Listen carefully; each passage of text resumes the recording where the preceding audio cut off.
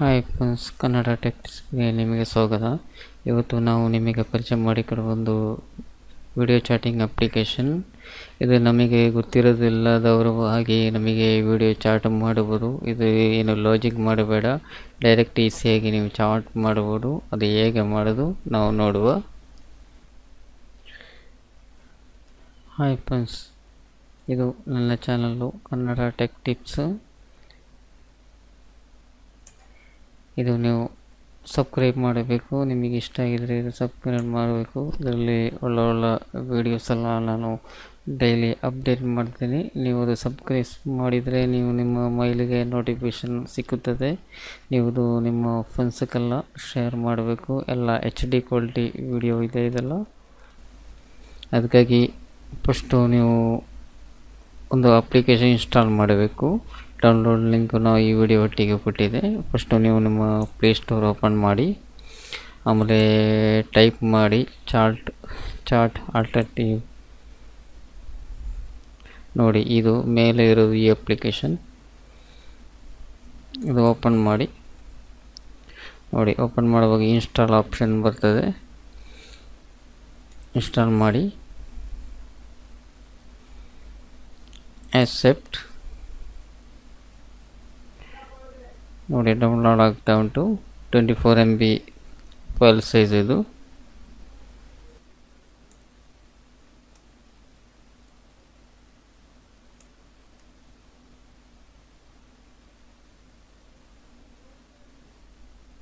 ನೋಡಿ, application install ಆಗಿದೆ. Open ಮಾಡಿ. ನೋಡಿ, ಓಪನ್ ಮಾಡುವಾಗ ಈ ಥರ ಒಂದು ಪೇಜ್ ಬರ್ತದೆ.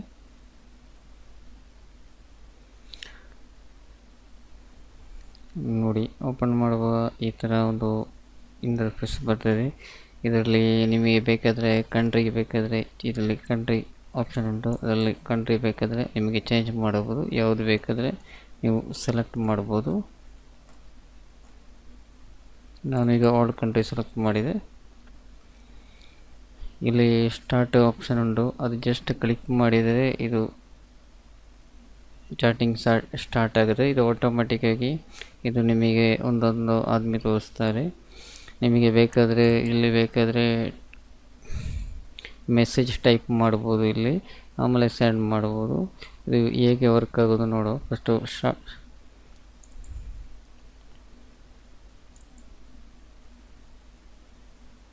ನೋಡಿ, ಮೆಸೇಜ್ ಬೇಕಾದ್ರೆ ಈ ಥರ ಟೈಪ್ ಮಾಡಬಹುದು.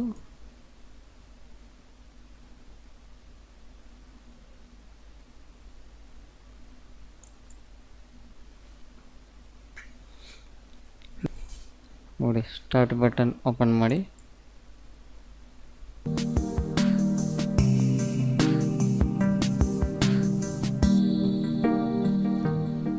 ನೋಡಿ, ಇಲ್ಲಿ ಒಂದೊಂದು ಕಂಟ್ರಿ ಇದು ಸೆಲೆಕ್ಟ್ ಆಗ್ತಾ ಉಂಟು. ನೋಡಿ, ಇದು ಬೇಡದಲ್ಲಿ ನಿಮಗೆ ನೆಕ್ಸ್ಟ್ ಕೊಟ್ಟು ನೆಕ್ಸ್ಟ್ ಮಾಡ್ಬೋದು.